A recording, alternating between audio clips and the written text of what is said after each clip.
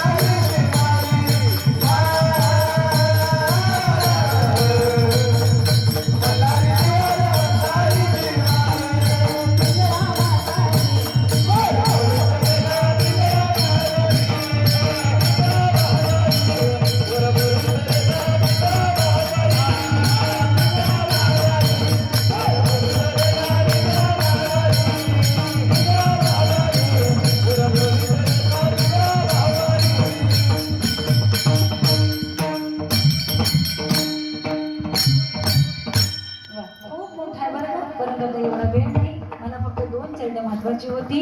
मायबापू वेळ आहे, अजूनही जागे व्हा, अजूनही सुंदर जीवन जगा आणि सुंदर जीवन जगा फक्त नामस्मरणाशिवाय राहू नका.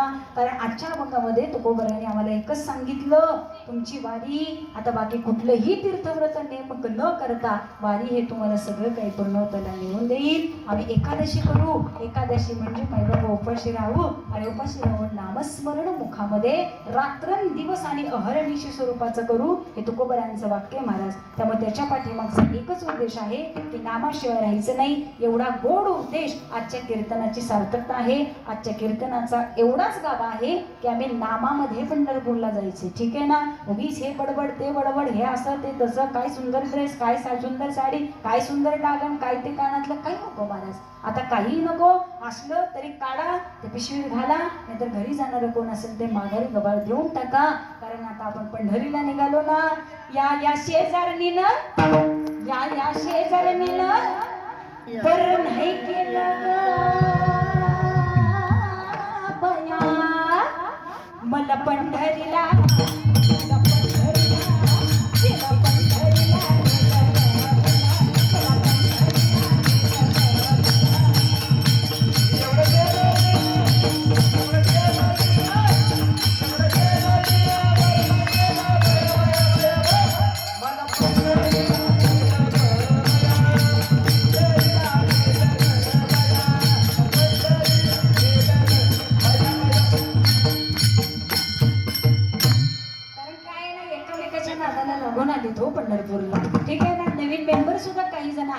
जुनी काही जण आता घरी राहिलेत ह्या वारीला आणि बरेच नवे मेंबर सुद्धा आपल्या वारी सहभागी झालेले आहे. त्यामुळं ही वारी अशीच आहे, एकामेकाला बघायचं, सुंदर खायला मिळते, सुंदर प्यायला मिळते आणि काय पोटभर खा, फक्त नावाशिवाय राहू नका. मला जाता जाता एवढंच सांगायचं, ठीक आहे ना?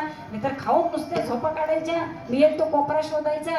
आता बाबा देवा काय सुचत नाही, खाल्ले ना आता जरा झोपू दे आणि मग चालायला सुरुवात करतो, ठीक आहे ना? असं नको. आनंद घ्या, नामस्मरण करा, मस्त खा प्या. पंक्ती तर इतक्या सुंदर सुंदर आहे. दुपारी एवढी सुंदर धपाटी होती, किती खाल्ली, ठीक आहे ना? काय धपाट्याचं जेवण होतं ते, दही काय होतं, उसळ काय होती, धपाटे काय होते, छान आहे बाबा वारकऱ्यांची मजा आहे, ठीक आहे ना? त्यामुळे घ्या घ्या, सगळ्याची मजा घ्या, आनंद घ्या आणि हा आनंद जगाला सुद्धा दाखवा की हे कुणामुळे मिळतंय, परमात्म्यात असलेल्या माझ्या त्या वडिलांमुळे मिळते. कारण एका बाळाची काळजी आई आणि वडील मायबाप सुखरूपतेने घेत असतात, तसाच तो माझ्या पंढरीचा परमात्मा आमच्या करता आहे आणि आमची काळजी तो घेतोय आणि सगळ्या संकटातनं आम्हाला निवारण्याचं काम हा तोच एक भगवान पांडुरंग परमात्मा करतो. म्हणून त्याच्या चरणाशी पंढरीच्या देवराजा